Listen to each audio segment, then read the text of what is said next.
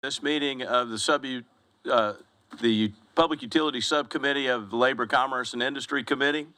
We are here this morning. We have two bills on our agenda, H 4048, which is the electric generation procurement by Representative Crawford. We also have H 4070, which is a bill by Ms. Crawford as well on the Association of Electric Cooperatives and Integrated Resource Plan. So we will proceed dealing with the first bill, which is the electric generation procurement. Is Mr. Hotstetler here? Mr. Hotstetler, if you would, come to the well, please.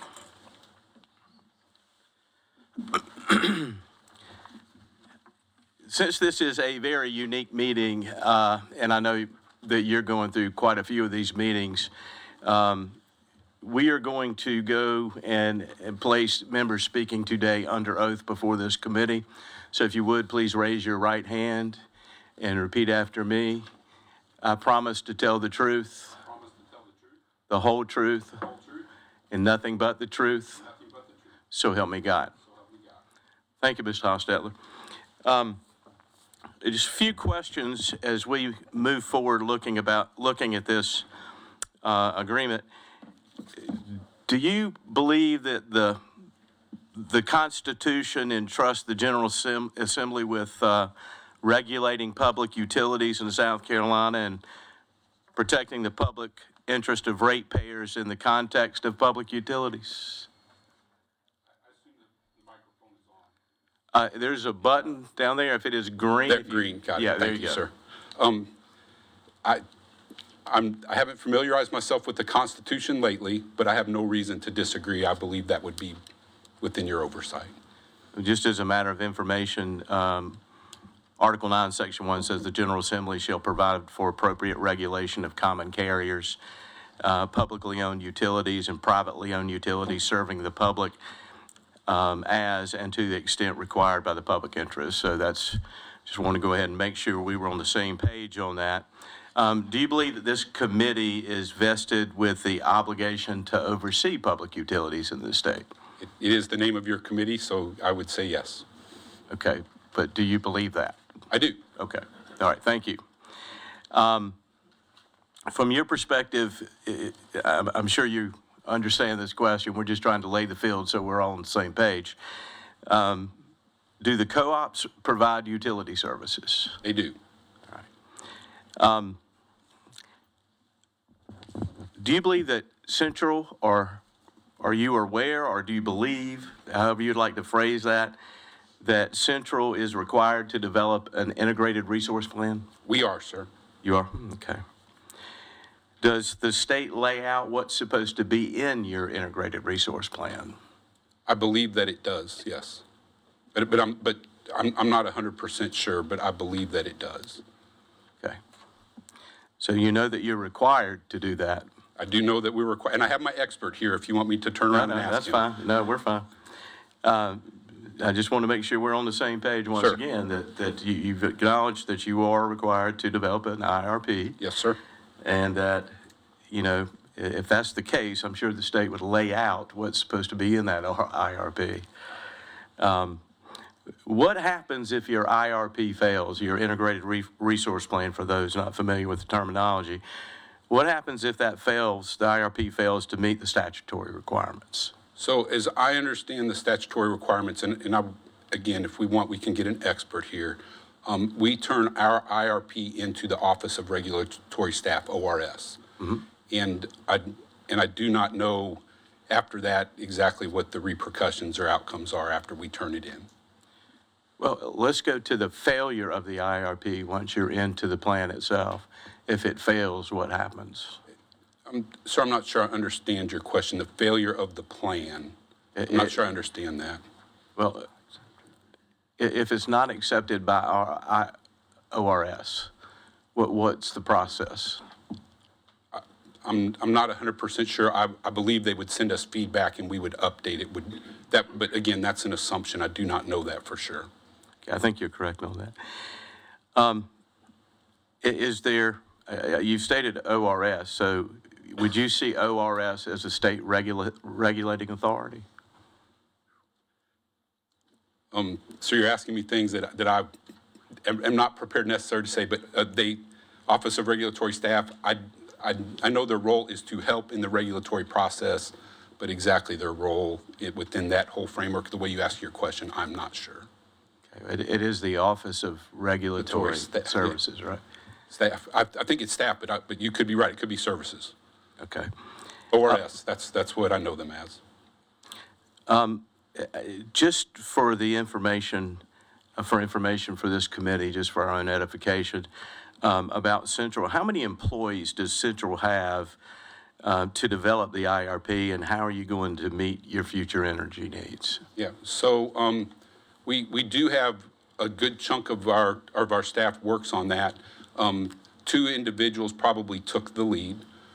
We use our own internal expertise and external expertise to do those. It's a known process. Our last IRP was filed in 2020, I believe, is the right time frame, the end of 2020. We are due another one this year that we have started working on. Central has 50-plus employees. Two of them take the lead, but I would say maybe up to a dozen work on the IRP to get it right. And you said you have external help with that as well. How does that work? Who do you contract out for services? We do, and it's probably multiple. The one that I'm most familiar with is an organization called ACES, ACES. ACES is another cooperative of cooperatives, not dissimilar to Central. It is companies, our peer organization throughout the country formed ACES, and it's an expertise that they help all of us do our integrated resource plans, amongst other things. Okay, so it's an organization designed to help fellow organizations like yours that work with cooperatives? Yeah, and IRP is one of the things they do, but that is correct, sir. Okay. So Central has, you say, 50 employees? 50 plus, and the exact number, we've been around 55 to 56. Okay, how many times in the past have you actually developed an IRP for Central? Is this the first time? I don't know the answer to that, but it's the first time that I'm aware of, but it could be more.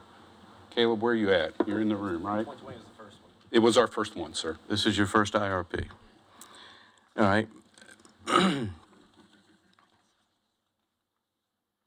And is this a plan for developing your own plan to bring hundreds of megawatts onto the system? Sir, it is not a plan to bring hundreds of megawatts on. It says, given that you have, what is your position, what is the growth, what is already known to be in the plan, how might you go about filling what we call an open position, your plan into the future over the very long term? And you actually come up with a number of alternatives, and then you narrow those down to go into your plan. And there's many things that you look at, from the least cost option to a no carbon option to a low risk option to a high load option, a low load option. And so I would call it more along the lines of, it gives you options of how that open position might be filled. Okay. I'm going to move on just a bit to our relationship and your relationship with this committee. Have you reliably kept this committee and the House informed as it relates to your opt-out plans? Not this committee. I don't know that we've been called to this committee before, sir, to talk about our opt-out plans. So, but I don't believe that we have ever had the intent to shield what the board is discussing in executive session to start with. And once they make decisions, we've tried to be, to let all stakeholders know where we were headed. I don't know that we've been successful at that, but that was definitely our intent. Well, if you have opt-out plans and haven't communicated to us, how would we know to contact you about those opt-out plans? And I don't know that you would. From my perspective, when the board decided to opt out, our GR representatives, I believe, were in the room, and then I depend on them to get that information to the right people, and I'd be glad to ask them to step up But that would have been my thought as it got to the individuals through our GR experts. When you say GR, can you tell me what you mean by that? GR is the term that has been offered to me of government relations. So for us, for Central Electric, we use the State Trade Association. So John Frick and Mr. Cowick are our government relations team for the cooperatives. But I'm guessing that they don't operate independently of Central. There would have to be some level of concern at the C level to actually make sure that we were informed, wouldn't you think? Again, my instinct was, and glad to ask them to come up to speak to it, that they were attempting or did inform the people necessary. Again, I believe that in hindsight, we could have done a better job, but that was the intent, and that's how information typically flows from Central to the State House and to the legislature. If your desire was to keep us informed, how would you do that? Again, through that channel is how we attempt to operate. Central does not have our own government relations staff. It's not our intent. The cooperatives, through the cooperatives, all 20 cooperatives own Central. They own us. They trust us. They like what we do, I believe. Through their government relations individuals and through, again, the trade association for the cooperatives of the state. Okay. How long have you been developing this proposal that would effectively completely change the nature and character of how Central operates? Again, Central has had multiple contracts for a number of years. When they were what we would call an aggregator for a long time, where Santee Cooper was the sole supplier to Central, along with the Southeast Power Administration, very small, the hydros on the Savannah River. Back in 2008, the cooperatives signed a deal with Duke Energy Carolinas that saved consumers billions of dollars in the state. And Central then becomes a portfolio manager. So our role as a portfolio manager, I don't think is new. As far as the opt-out, in 2013, the nuclear plant is being constructed. The deal with Santee Cooper only runs through the 2030s. And Santee Cooper is looking to finance those costs over a longer term, which lowers everyone's cost. So they come to the cooperatives. I was not here for this. They come to the cooperatives and ask, can we extend our contract with you, Central? It will help lower cost. That needed to be done. But at the same time, the cooperatives had hoped to get a little bit less, had asked Santee Cooper often, don't invest so much in the nuclear plant. So one of the things during the negotiation that they got in this 2013 amendment was the right to, next time there is a power plant proposed, what we call a proposed shared resource, if the cooperatives deem that it is not a viable solution, best solution, I like to use least cost risk adjusted solution, that we have the right to opt out of that alternative. So in 2013, the cooperatives negotiate that. We're building up to when Yon is likely to be retired. It's talked about at what we call the Joint Planning Committee amongst staff. I hate to say years, but at least a year in advance. And so we know on the horizon when the nuclear plant has failed that there's going to be a proposed shared resource. We know it when we do our IRP in 2020. We study in 2021 what's going on in the world. What is the lay of the land? And then Santee Cooper proposes a resource, a shared resource. And when we evaluate that, the cooperatives decided there were other viable alternatives. Mr. Hostetler, I don't mean to interrupt and be rude. I just want to clarify a point. Yep.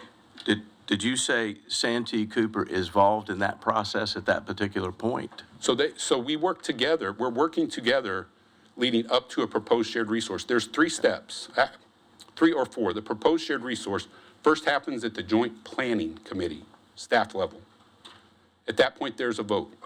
The cooperatives are asking Santee Cooper for what they are proposing. We don't believe that's a good proposal. Voted 2-2. So that's the first time. The second time is when that fails, it comes to the CEOs to discuss. And we discuss it. Santee Cooper, we don't think that's a good proposal. Might you propose something else? When the CEOs cannot agree, it goes to what we call the executive committee of the coordination agreement. Some of their board members, some of the cooperatives board members. Again, a vote takes place. And again, the cooperatives are saying, we're not sure that's the best alternative. In the end, and rightfully so, the way the contract is set up, at that point, Santee Cooper can propose the resource without cooperative agreement. And they chose to do that. At that point, we have 120 days to opt out. We studied it. We had studied it before. There were other viable alternatives. What I would tell you is our plan for the state, to me, is very doable. It can deliver on the promises that it's made. It can be successful, will be successful. And again, that whole process, we're talking with and talking to Santee Cooper about their proposal, and might they offer other alternatives, all prior to Jimmy Staten arriving. Okay, well, that brings us to where we are today. When was the latest purchase power agreement as executed? We executed after a board meeting in February. I believe it was February 8th. The Central Board considered part of what we call our diversified resource portfolio and chose to enter into a contract at that time on one portion of what we call our diversified resource portfolio that would match what's necessary under the contract under this proposed shared resource obligation. Okay, so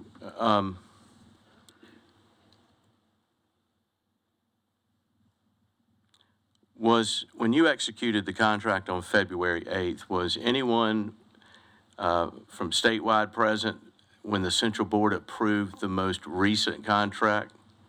I believe they were present, yes, sir. Who was that, sir? I believe Mike Cowrick and John Tinkin and John Frick were both there, yeah, and probably others from the trade association. Are board meetings at Central open to the public? They are not open to the public. They're open to the members, and the members can invite individuals that they would like to attend. And then the board chairman, as they invite others, the board chairman then has the right to accept or not accept them into the meetings. All right, so then I want to go back to where we were earlier when we were talking about keeping this committee informed. In that process, did you make any attempt whatsoever to inform this committee? I personally did not, sir. Is there a reason for that? Again, the way Central has operated, the way we connect through the State House is through our trade association, and I'm sure that John Frick would love to address those questions, but there's no reason for it. Again, our goal is once the board acts within the limits of the contract, the limits of the good things we're trying to do with South Carolina, is to let the stakeholders know to the best of our ability. Again, with any contract, there's certain information that the parties have agreed to keep confidential. Okay.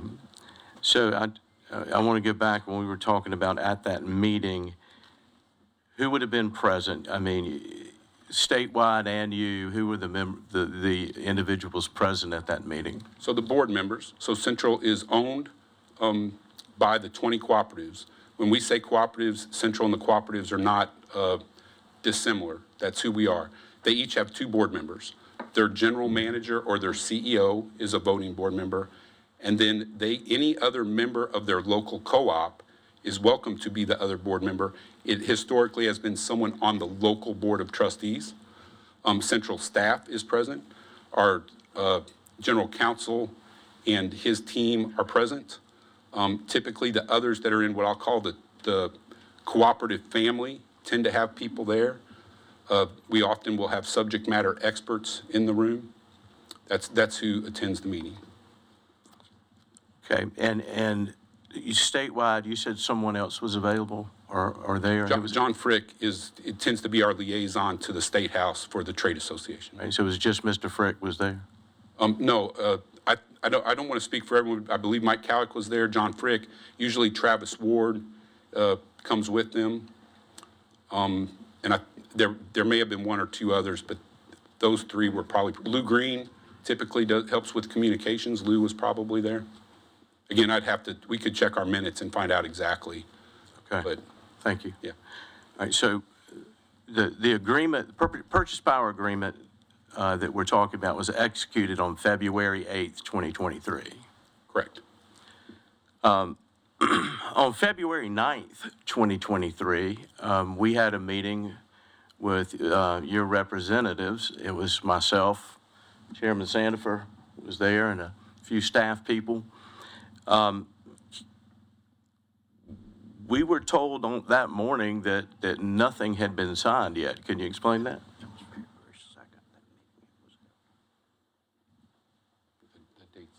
I'm sorry, we met on February 2nd. I'm sorry.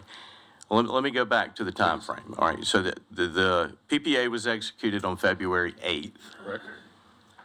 We had a meeting with a few members of this committee and some staff on February 2nd, right? And we had been told that, not much, right? We were just given some ideas. But then on February 9th, we had a follow-up meeting. And on February 9th, we told that nothing had been signed when in fact it had been signed on February the 8th. Is that correct in your mind? I think there are probably better people to speak to that because I was not at any of those meetings. But from my perspective, it was a miscommunication or difference of opinion. But again, I think there's probably better people to speak to that who were in those meetings. And you're, one second. Sure.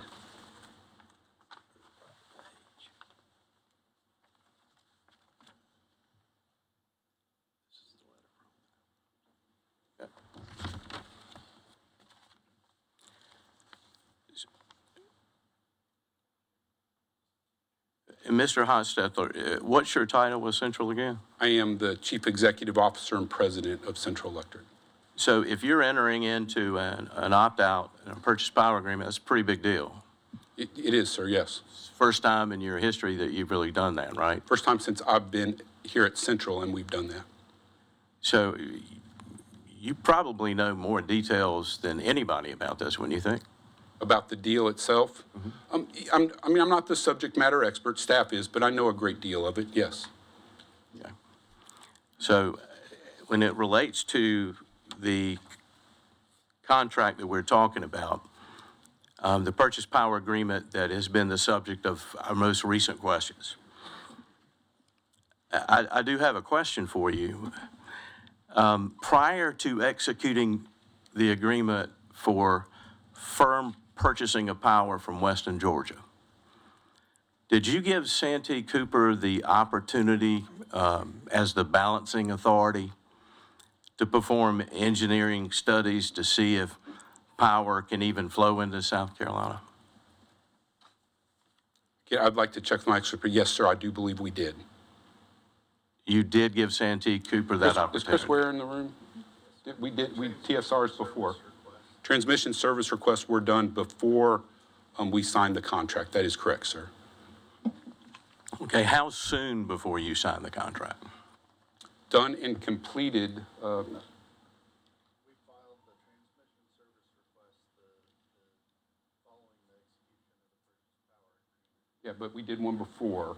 We did a representative transmission service request before. And months before, is that fair? Yeah, so a representative transmission service request. I mean, we were talking and working with Santee Cooper months before. Then as my subject matter expert said, that's Chris Ware. He runs our engineering department, if that matters. Then once the contract is filed, we filed an official transmission service request. So their engineering staff knew in general that we were looking to bring power from Georgia, from Southern Company Georgia Power, into the Santee Cooper Balancing Authority area. Okay, when you say in general, was that enough information for them to perform engineering services? Well, sir, these are all FERC rules, FERC regulated. So we've got to follow those rules. They have to follow those rules, federal guidelines. And until you have a signed contract, you cannot point to a specific generator. You have to point to an area. And that is, so we followed those rules exactly, and that's what we did. Once you have a signed contract, then you can point to that generator. If you have control over that generation site, then you can point to it. All right, and about the contract, why was the contract executed? What was the ultimate purpose behind the contract? Sure. We have, again, once we opt out, we are obligated under the contract to bring our share of the resources necessary into the Santee Cooper Balancing Authority area. And so we developed a diversified resource portfolio, that's what we call it, diversified resource portfolio, that we have a very high level of confidence that it can be done. It delivers there's multiple ways to bring that power into the state. It delivers on what our board wanted, which is diversification, if possible, diversify resources, diversify location, diversify types of fuel, diversify suppliers. So this is one piece of that diversified resource portfolio. It's one piece of, again, a smorgasbord, if you will, but a resource portfolio is how we plan to meet our contractual obligations. And what was your ultimate purpose? Is it for cheaper power? Well, low cost power, low cost reliability. So the way I like to talk about our mission to our members is to deliver competitively priced power, reliably, in a safe and an environmentally responsible manner. And that is absolutely what, again, the whole diversified resource portfolio does that for our membership. Okay, well, how do you know now that it's cheaper power when you don't even know what the all-in costs are going to be? Not sure I'm understanding. Well, do you know what the transmission costs are? So when we do the representative study, and this, again, we have very high confidence, and the rules are set by FERC. And FERC tells you how to go about these things. They happen all over the country every day, bringing power in and out. Whenever you contract with generation, you have to have transmission. So the transmission service request, I'm glad to go into detail about it if you like, but there are set rules, or I can just leave it at that, and we followed those set rules. And the organizations themselves tell us what needs to be done. It's not our assumption. We run the same software, do the same analysis, but the organizations themselves, in this case, Santee Cooper, Southern Company through Georgia Power, they tell us what needs to be done. Okay, so I want to follow back up on the previous question pertaining to executing the agreement for firm purchasing power, the PPA that we're talking about here. And you said you gave Santee Cooper, I believe you said months before the PPA was signed. But I just want to make sure you submitted the TSR to Santee Cooper before signing the contract. Let me double check. The representative one went to Santee Cooper or did not? There was representative studies done by Santee Cooper to bring 350 megawatts in. Yeah, so and again, not that everyone can hear Mr. Ware in the back, a representative study was done by Santee Cooper to move up to 350 megawatts from that part of Georgia into the balancing authority. What I would say is that we shared with Santee Cooper our obligation to share with them. They have the obligation to share with us. How do you plan to meet your obligations under the proposed shared resource once you've opted out? That's at the end of what we call the 180-day process. We did that. We shared that the day the board voted that they wanted to move forward on the diversified resource portfolio. We shared that with Santee Cooper. We shared that, again, with statewide, I believe, was trying to share it with others. We shared it with, I know, the Joint Bond Review Committee, because I put it on a slide. Again, not the numbers, because the numbers are always somewhat confidential, but here's our plan. Peaking power, intermediate power, baseload power, all planned to be PPAs. Actually, at that time, it was a virtual load transfer. So peaking power, virtual load transfer, baseload, all PPAs. Participation, if an in-state new build was to happen, we wanted to be part of that. Batteries, part of our plan, and then what we call demand-side management, creating a virtual power plant by individuals at their homes being willing to agree to cut their power consumption on demand, which is one of the futures of our industry. So we shared that generally with everyone. Again, attempted to. That was our plan, was to share with all interested stakeholders. So, the time frame we're talking about is you had 180 days you had to bring your plan to the table. So after 120 to decide to opt in or opt out, and then you have 180 days to both parties to inform the other of what their resource plan would be. All right, is 180 days in your mind, is that a sufficient amount of time for you to prepare and also help your members to review and your customers to review and make determination as to whether it's the right way to go? Senator, if you'd be so kind, I was worried about that during the IRP process 2020, how new decisions for the central board, new decisions for staff. We spent all of 2021 preparing ourselves. And when I say ourselves, I mean everybody. We did that through an evolution report, preparing ourselves, educating ourselves, trying to know those things that we think we already know, trying to educate ourselves on the things we don't know that we don't know. This is almost the Donald Rumsfeld paraphrase. Those things, if we go and benchmark, talk to others, what do we need to know? We did that. So we spent a year educating ourselves. Almost immediately after we do that report in November of 21, Santee Cooper, we're working through the proposed shared resource, those 3 steps. They're going to propose something. We've been preparing for this since 2020. Okay, well, all right, so you've been preparing since 2020. When did members find out? When did members in your organization find out about the non-share plan? Again, the exact plan was at the end of that 180 days, but preparing for what that plan might look like, the alternatives, leading up through the 120, through the 180, even back into this evolution report that we spent 2021 doing. I'd love to let them speak for themselves if they like, but we were preparing the board to make those decisions, so that they have the knowledge to make those decisions for years. Okay, but in terms of reviewing the plan, would you say it was a month, a couple of weeks, a week? How long did they have to review the non-share plan? So, good question. Probably not a lot of time, but the non-shared resource plan does not take a vote, did not take a vote in our boardroom. Because it is simply us telling Santee Cooper what our plan is at the time. And I'm not really asking about a vote. I'm asking how much time they had to actually review the plan, the non-share plan. Again, we talked about it for 180 days. So how much time did they have to review? But you're including developing the plan within the 180 days. I'm talking about when you actually had the plan and your members were able to review the plan. Yeah, I would need to get back to you, but it was not 180 days. It was less than 180 days. Was it less than 5 months? Sir, I'd go back and check if you would let me to make sure I get it exact. There's no approximation whatsoever? I think that would be short-sighted on my piece to approximate. But I would tell you at the end of 120 days, we were showing them plans that were going to end up being very close to the 180-day plan. Right. You're a far more important person than I am, but I've been CEO of a couple companies in my lifetime as well.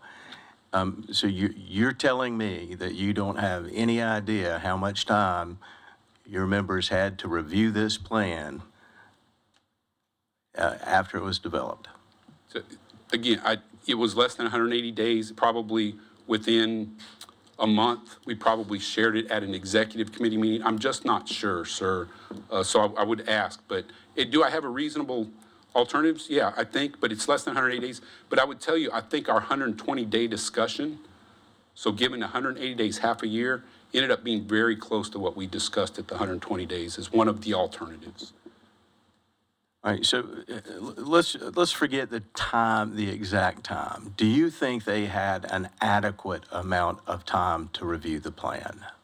I do. You do? Okay. All right. Would it have been an adequate amount of time for them to retain their own experts to review the plan and then submit a response back to you? Some of our members did retain their own experts. We attempted to work with them as much as possible. And again, that plan it's simply a delivered piece of paper. This is what we're hoping to do. It's not beyond sharing it with Santee Cooper. It's not an official, again, not a vote required in the boardroom. So I just want to make that very clear. This was not something we asked the board to vote on at that time. Okay, so we know about your members, and we know that the time frame is a bit ambiguous, and you're going to get back to us on that. But did your customers and your industrial customers have any time to review the plan? Though they are valid stakeholders, they don't review the plans that we put together, to the best of my knowledge. Okay, so they don't have a choice in the power that's provided to them? They do not, sir, but we shared with them our plan, and I think if necessary, some of them would step forward and say they do like our plan because it delivers on the things they're asking us to do, which is keep costs low, bring in more renewables into the state, give them more alternatives. And our diversified resource portfolio delivers on those things for those industrial customers that are depending on our plan to deliver on their commitments back to their headquarter organizations. Okay, is there any reason why an independent third party like PSC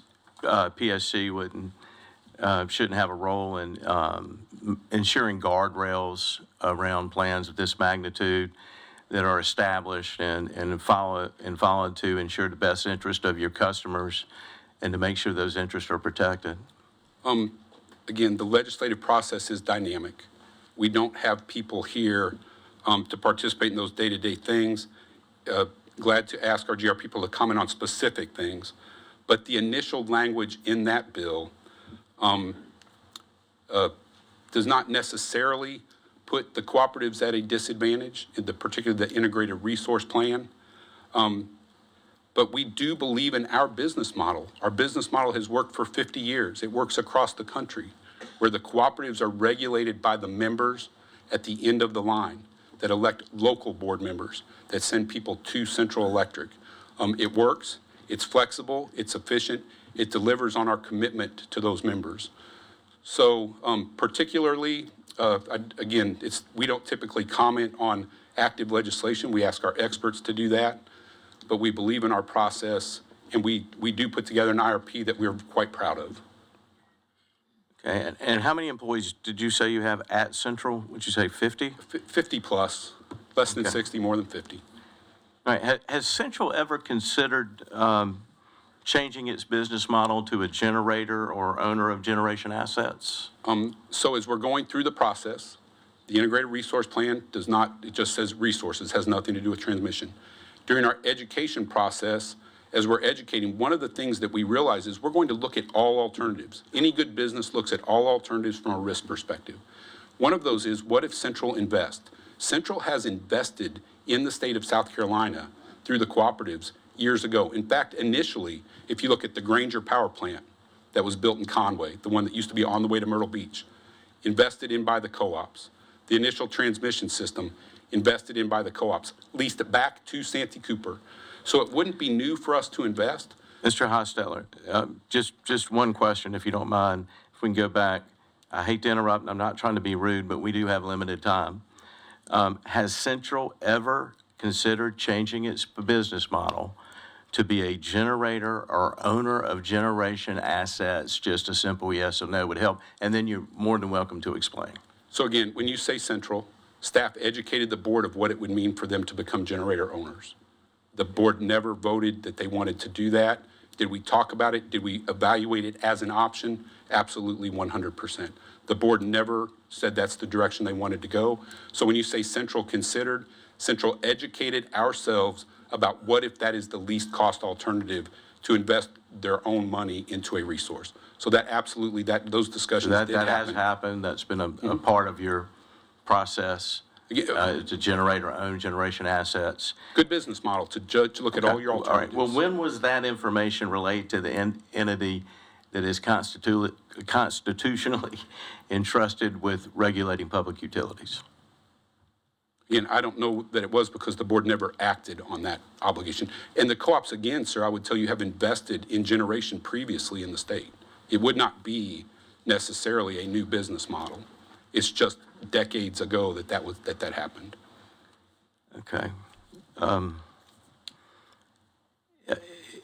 Is there a document known as a 10-year evolution plan? 10-year evolution report. A 10-year evolution. And has it been provided to this committee? Did they get the Dropbox? Not to this committee, sir, no. To other legislative subcommittees or committees, it has been. And what other committees would those be? JBRC, Joint Bond Review Committee, in the Senate judiciary subcommittee that's meeting. Probably the entire committee would be my guess, right? Glad to share that. Well, I was just thinking, you shared it with the Senate Judiciary Committee, and they have oversight of public utilities in the Senate side. And with JBRC, why would it not have been shared with this committee? Again, I would ask RGR probably because it hadn't been asked for, sir, but we're glad to share it. All right, Mr. Sanford is recognized. I am absolutely shocked with two lobbyists sitting here that they shared it with the Senate, but chose not to share it with our committee. And I am dismayed by that. It blows my mind that you would have the audacity to do that. Point made, understood, sir. Thank you. It won't happen again.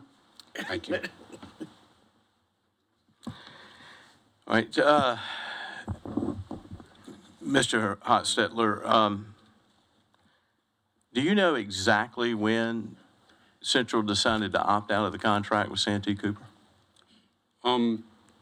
The decision was made. I do have the date here, sir. It was a board meeting, what we call the end of the 120-day process. I think I have it.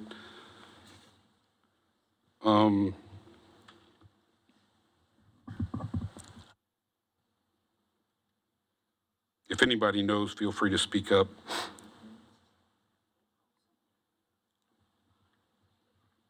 Yeah, April 13th, 2022, sir. Sorry it took me so long. April 13th, 2022, I believe is the correct date. Thank you, Karen. If you would let me, I would tell you we did that earlier than necessary at Santee Cooper's request. That's fair, thank you. So you have 50 employees in your organization. What is your operating budget? Our total budget, I think, is in the ballpark of $70 million, $70 to $80 million across and that's Central's operating budget. Our entire revenue stream, we do have purchase power that flows through us, is typically probably $1.3 billion. So together, starting to push $1.4 billion. And Mr. Hotstetler, do you have reserve accounts? Not sure what you mean by that. Do you have cash in reserve? I think my CFO is here. We do have, I'm sure we have some cash, sir, yes. And what would that amount be? Ryan, are you in the building? Yeah, did you hear the question? How much cash do we have in reserve? We know we have a line of credit. I was going to say, we have, Please give the information to him and he can give it to me. we try to keep approximately $10 million above that, and we have a $250 million. Thanks. Again, our business model is set up, so that was our CFO, thank you, Ryan. We keep about $10 million cash. We have a $250 million line of credit. But our business model is built on don't have a lot of extra cash. We know what our bills are going to be from our suppliers. Our members pay us, and then we pay our suppliers. So money in equals money out every month. So we don't have a need to keep a lot of cash on hand. Okay, so, all right.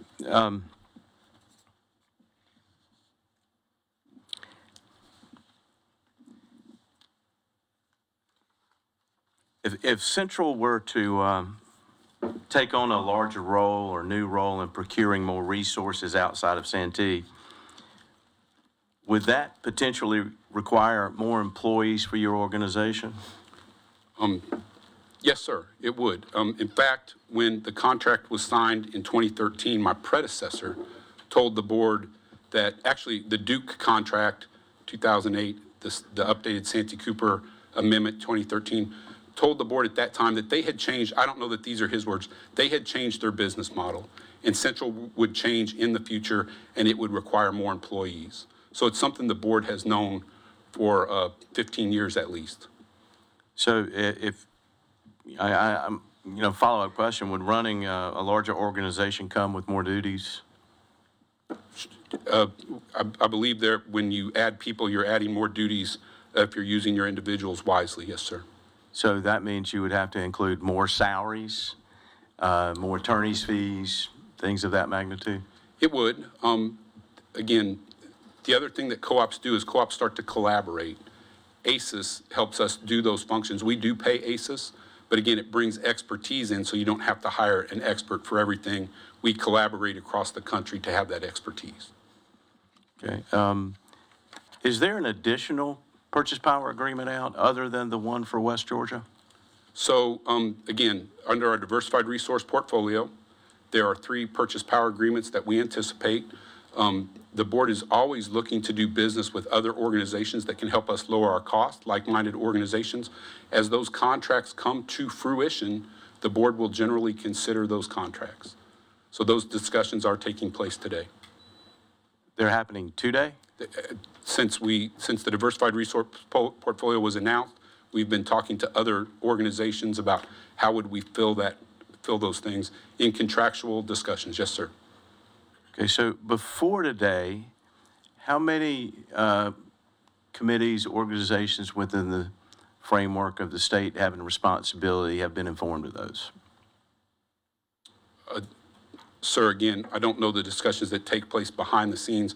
The Joint Bond Review Committee I have talked to, and now the subcommittee of the Judiciary Committee is who I've talked to. Joint Bond Review Committee about all of those purchase power? Not specific contracts, sir. That's not required by law at this time. We talked about, again, peaking units, virtual load transfer. Santee Cooper asked us not to do a virtual load transfer. We took it off the table. Now we talk about intermediate power, base load power. We talked about all those things with the Joint Bond Review Committee. Again, virtual load transfer has now become intermediate. I don't know if we've made that distinction since the last time we were there, but I talked to them this afternoon. All right. Did Central issue an RFP for anyone to build a natural gas plant for Central? We did. And We did. is that in your IRP? In our IRP says that gas is needed in the state along with renewables. Every plan that we Well, looked we all at. know gas is needed in the state of South Carolina, but is it included in your IRP? Is gas included in RP? Yes, sir. Is that gas plant that you issued an RFP for specifically in your integrated resource plan? Sir, an integrated resource plan talks about general plans. There are gas plants in there of different sizes, different magnitude are in our plan. So the way I hear you asking the question, but I don't want to interpret what you're saying is, yes, gas is in our plan. And so, yes, we did issue a request for proposal, but within that asked for any other good alternatives. So it was, yes, if a plant needs to be built, how might that happen? But then please, anyone give us any other good alternatives to building that plant.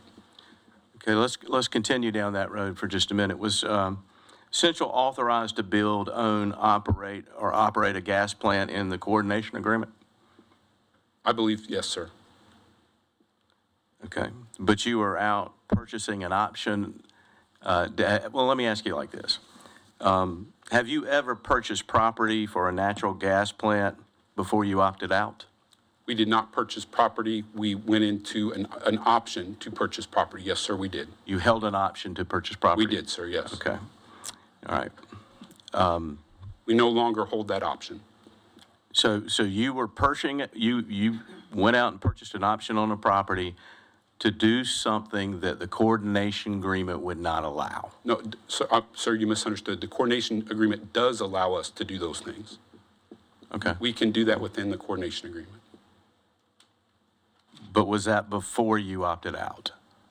After we opted out, before we delivered our 180-day proposal. Correct, got head nods, yes, sir. Okay. Mr.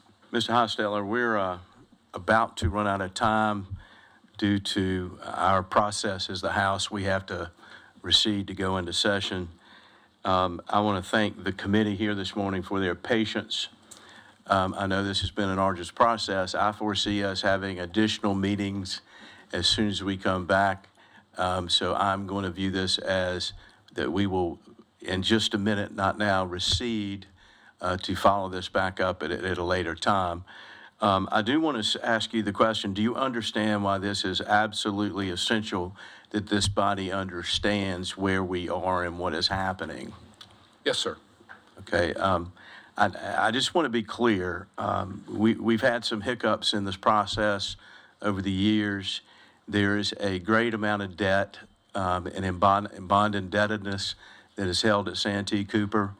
And we want to protect the co-ops. We want to make sure that the state of South Carolina and its citizens does not have the millstone of billions of dollars hung around its neck Yeah. because we're unable to make sure to do our job. That's why this is important for us to have these kinds of meetings and be able to investigate and look into these things. But as we are at an end point in terms of our members being able to get to the floor, we will recede at this time. We will come back at the first opportune time where staff can set a meeting time for us. We'll give you plenty of time so that you'll be able to know, and we will continue at that point, and we stand recessed. Thank you very much. Thank you. Thank you, all of you.